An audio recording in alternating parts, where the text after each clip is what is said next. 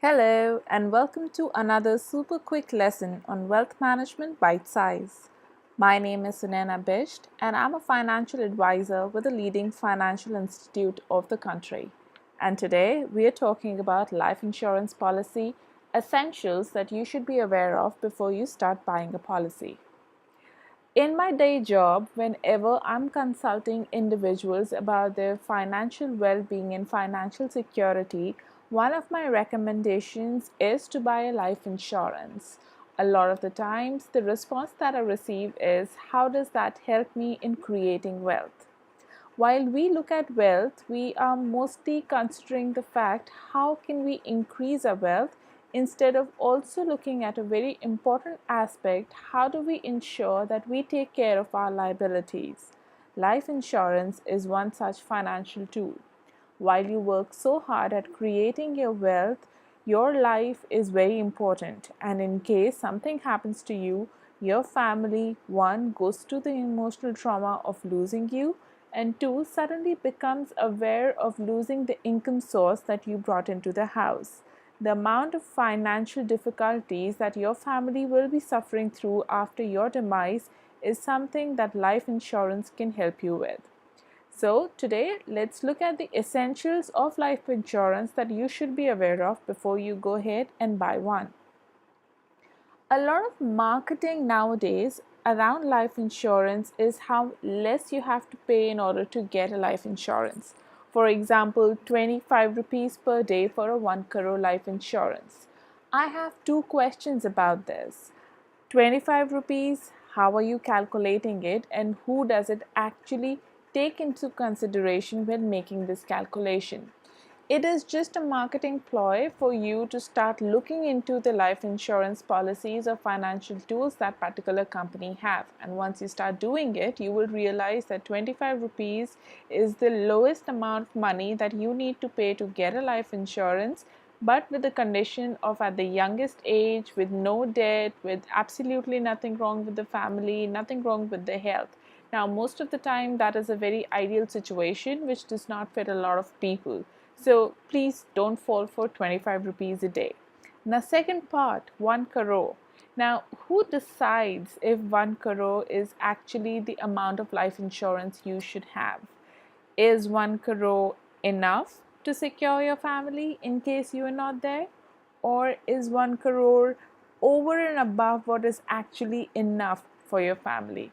While it sounds like a very nice number and everybody would want to be a crorepati, do we really need to be paying premium for an amount which one either is too less to take care of all our liabilities or is more than enough to take care of our liabilities? That means we are paying more premium than we need to pay. It's very important to have this question in your mind when you are deciding the amount of coverage you need for life insurance. Another marketing ploy that we see nowadays is 10 times your income. That your life insurance should be 10 times of your annual income. Now, I personally could say that I'm earning, say, 60,000 rupees a month, but my actual expense is only 20,000 rupees a month. So 40,000 rupees is going into investments, a saving, or whatever. Now, if I'm buying life insurance, would I be looking at 60,000 rupees, or would I be looking at that 20,000 rupees, which is my actual expense? So it's not really correct to think that your income 10 times is what your insurance needs to be. What you need to look at would be your expenses. So the actual variables to look at when buying a life insurance is your current liabilities, what are your debts, what mortgages do you hold, your monthly expenses, and your future goals. Your future goals can include your children's education, your parents' retirement plan, your family's retirement plan, marriages in the family, and so forth. It could be any plan that you have in your mind that you've already started investing towards or plan to invest towards, and those are the considerations that you need to look at. Forget about looking at what your actual income needs to be. Forget about looking at 25 rupees per day or 1 crore. Now, when is it that we should be buying life insurance?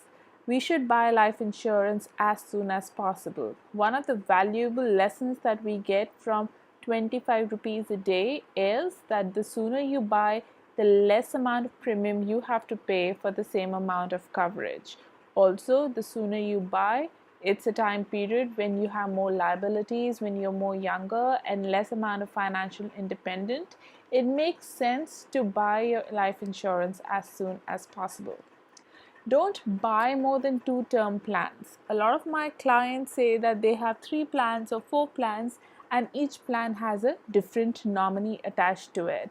I don't really think that's the best way of going about buying an insurance plan. At maximum, if you want to divide your plans into two, that would be great, but don't go beyond two. Your nominees can be more than one within the same plan, and you can decide how much money the nominee gets in that particular plan. But two is more than enough when you look at your insurance. Disclose other life cover whenever buying a new life cover. Sometimes we feel that the current insurance plan that we have is not sufficient, or the market has come up with a new policy that suits you better, and you are inclined towards buying that while you already have a life insurance policy with you, and this is the second one that you're buying. Okay, go ahead and buy that, but when you are buying that policy, make sure that you disclose to the company that you already have an existing policy. The more information and the more correct, accurate information that you share with the insurance company, it will be that much easier for the company to process your claim and for your family to get the claim. The more you hide from them, the much more difficult it becomes. It's not about getting a life insurance, it's actually about the claim process. So make sure that your information is accurate, make sure that your information is complete disclosure. Buy the basic version, buy your policies without riders. A lot of times, and this is coming from the previous conversation that we just had, that you find that the market has come up with new policies. All policies basic version is exactly the same every single time, every single policy that you look at. It is only how it is dressed that it looks differently. Now, do we just want to go for the window dressing, or do we want to go for the actual facts around the policy? Make sure that you're not blinded by the marketing around the policy or the emotional play that goes into it. Be very critical in your thinking how from the new policy you will benefit more in reality compared to the policy that you already have. Also, don't buy a single premium payment. Never buy a single premium payment. And I can assure you, when you're buying your policy, most of your agents will say that let's have a single payment. Once the payment's done, you never really have to worry about it. And they're saying all that because that's the amount of commission they also earn out of you. And then there is no headache of going back, no headache of creating a relationship and continuing with a relationship with you. But it is not a good plan for you. Buy a policy with a yearly premium, and that's the best way of going about it instead of a single premium payment. What is it that you need to disclose when you buy a policy? Make sure that you disclose your medical history very clearly, which also includes if you're a smoker or if you're an alcoholic. A lot of people don't consider themselves to be smokers because they may just have one cigarette in a day or in weeks, or may smoke occasionally only when there is a party. It does not matter to the companies. For a company, 1 or 100 cigarette is the same thing. You are a smoker for them. So make sure that you state that you are a smoker in case you smoke. Alcoholic, again, make sure that you read the policy terms and conditions as to what they consider as alcoholic, how regular a drinker you need to be in order to be considered an alcoholic. If you hide this fact, and this is something which comes up during your medical examination, which the insurance company will make sure that it does, the company will not accept your invitation for life insurance. So don't do that. Make sure your information is clear. Family medical history is also important to be disclosed. If you're buying a insurance, family medical history could impact your personal medical history as well when it comes to genetics, when it comes to critical diseases, which might have a genetic link to it also. Increase in a premium is okay.